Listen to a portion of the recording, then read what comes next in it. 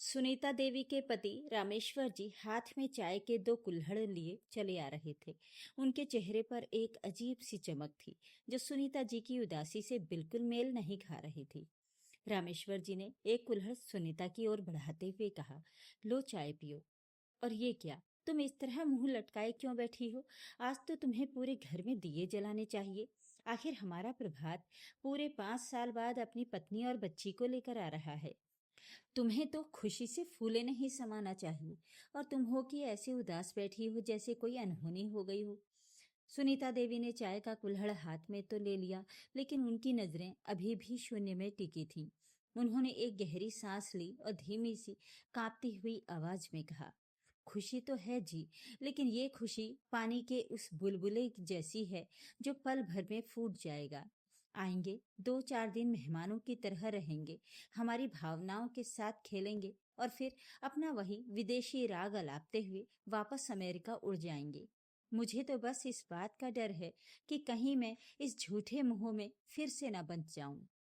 रामेश्वर जी ने मुस्कुराते हुए अपनी पत्नी के कंधे पर हाथ रखा। अरे भाग्यवान, तुम भी ना हमेशा उल्टा ही सोचती हो। माना कि हमारा बेटा वहां जाकर बस गया है, लेकिन इसका मतलब ये तो नहीं कि वो हमसे प्यार नहीं करता। और फिर सोचो तो सही, हमारी बहू गुनगुन और हमारी नन्ही पोती काशवी पहली बार हमारे इस पुश्तैनी घर में कदम रखने वाले हैं। उनके स्वागत की तैयारियां करनी है। तुम्हें तो रसोई में जाकर अपने हाथों से उनके लिए तरह तरह के पकवान बनाने चाहिए थे। प्रभात को तुम्हारे हाथ की कचौड़ियां और बेसन के लड्डू कितने पसंद हैं। ये सुनकर सुनीता देवी के माथे पर चिंता की लकीरें और गहरी हो गईं। उन्होंने तल्ख स्वर में कहा, अजी रहने दीजिए, वो आपकी विदेशी मैम गुनगुन, जिसे ठीक से हिंदी बोलना भी नहीं आता, वो क्या जानेगी इन देशी पकवानों का स्वाद। वहां पिज्जा और बर्गर खाने वाली मेरी पोती को क्या मेरे हाथ के बने लड्डू पचेंगे? और संस्कारों की तो बात ही मत कीजिए। जिस माहौल में वे पले बढ़े हैं, वहां रिश्तों की अहमियत ही क्या है। वे हमारे इस पुराने घर, हमारे तौर तरीकों और हमारी सादगी को कभी नहीं समझ पाएंगे। मुझे तो डर है कि कहीं वे हमारे इस सीधे सादे रहन सहन का मजाक ना उड़ाएं। रामेश्वर जी ने उन्हें समझाते हुए कहा, देखो सुनीता, पूर्वाग्रहों से घिरकर किसी के बारे में राय बनाना ठीक नहीं है। खून आखिर खून होता है। तुम बस उठो और अपने चेहरे पर मुस्कान लाओ। वे लोग रास्ते में ही होंगे, किसी भी पल पहुंच सकते हैं।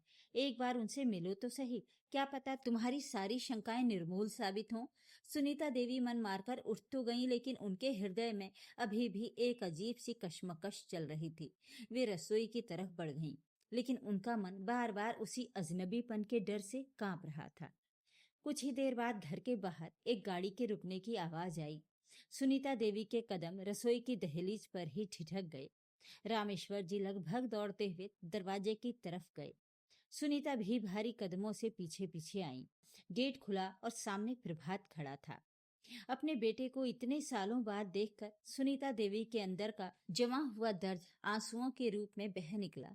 प्रभात ने आगे बढ़कर अपनी माँ को जोर से गले लगा लिया। माँ, कैसी हो तुम? प्रभात की रूंधी हुई आवाज ने सुनीता के सारे गिले शिकवे पल भर में धो दिए। सुनीता देवी ने अपने आंसुओं को पोंछते हुए जैसे ही पीछे देखा, उनकी आंखें आश्चर्य से फटी की फटी रह गईं।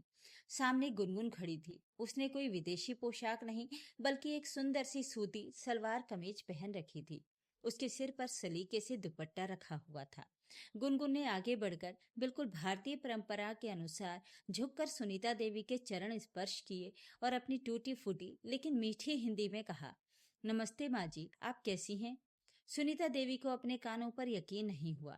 जिस विदेशी बहू के संस्कारों पर वे शक कर रही थीं, वो आज उनके सामने एक आदर्श भारतीय बहू की तरह खड़ी थी। सुनीता का हृदय वात्सल्य से भर उठा। उन्होंने गुनगुन को खींचकर अपने सीने से लगा लिया। गुनगुन के चेहरे पर एक सुकून भरी मुस्कान थी। तभी एक पतली और मीठी सी आवाज गूंजी, दादी। सुनीता देवी ने नीचे देखा। 5 साल की नन्ही काशवी अपनी बड़ी बड़ी नीली आंखों से उन्हें निहार रही थी। उसने भी अपनी माँ की तरह हाथ जोड़ रखे थे। सुनीता देवी ने झट से झुककर उसे अपनी गोद में उठा लिया और चूम लिया। घर का वो सूना आंगन, जो सालों से किसी बच्चे की किलकारी के लिए तरस रहा था, आज अचानक जीवंत हो उठा था। अगली सुबह सुनीता देवी की आंख जल्दी खुल गई। वे रसोई में चाय बनाने के लिए जा रही थी। तभी उन्होंने देखा कि पीछे के दालान में काशवी खेल रही है। रात को बारिश हुई थी, इसलिए आंगन के एक हिस्से में मिट्टी गीली थी।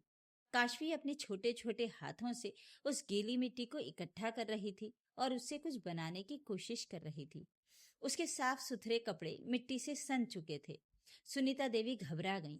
उन्हें लगा कि अगर गुनगुन ने अपनी बेटी को इस तरह मिट्टी में लथपथ देखा तो वो बहुत नाराज होगी। वे दौड़कर काशवी को उठाने के लिए आगे बढ़ी। अरे बेटा, ये क्या कर रही हो? तुम्हारे कपड़े खराब हो जाएंगे। चलो हाथ धो लो। तभी पीछे से गुनगुन की आवाज आई। रहने दीजिए माँ जी, उसे खेलने दीजिए। सुनीता देवी ने पलटकर देखा।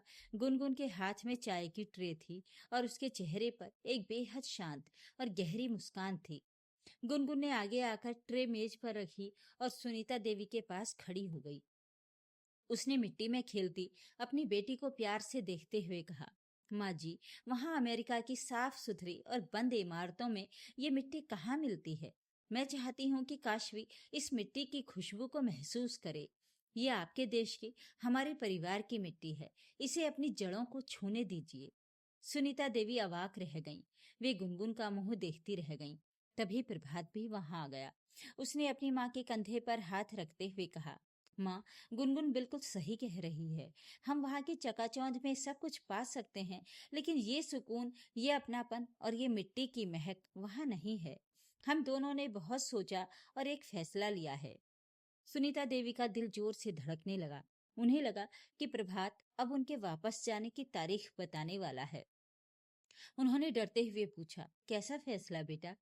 प्रभात ने मुस्कुराते हुए अपनी माँ की आंखों में देखा और कहा, माँ, हम वापस नहीं जा रहे हैं, हमेशा के लिए नहीं। हमने अमेरिका में सब कुछ समेट लिया है। अब हम यहीं रहेंगे, आपके और पिताजी के साथ। गुनगुन ने ही मुझे समझाया कि काशवी को एक असली परिवार की जरूरत है। उसे दादा दादी के प्यार की जरूरत है। हम इस आंगन को अब और सोना नहीं छोड़ना चाहते। ये सुनकर सुनीता देवी को लगा जैसे उनके कानों में किसी ने अमृत घोल दिया हो। उनकी आंखों से खुशी के आंसू छलक पड़े। उन्होंने एक साथ प्रभात और गुनगुन को गले लगा लिया। दूर बैठी काशवी अपनी मिट्टी के छोटे से घर को देखकर तालियां बजा रही थी। आज सुनीता देवी को उस गीली मिट्टी की खुशबू दुनिया के सबसे महंगे इत्र से भी ज्यादा मीठी लग रही थी। उनका परिवार, उनका अंश वापस अपनी जड़ों से जुड़ गया था। क्या आपने भी कभी महसूस किया है कि दुनिया की सारी सुख सुविधाएं एक तरफ और अपने घर आंगन का सुकून एक तरफ? आधुनिकता की दौड़ में क्या हम अपनी जड़ों से दूर होते जा रहे हैं? अपने विचार कमेंट करके जरूर बताइएगा। वीडियो को लाइक करें, शेयर करें और मेरे चैनल को सब्सक्राइब भी जरूर कर लीजिएगा। धन्यवाद।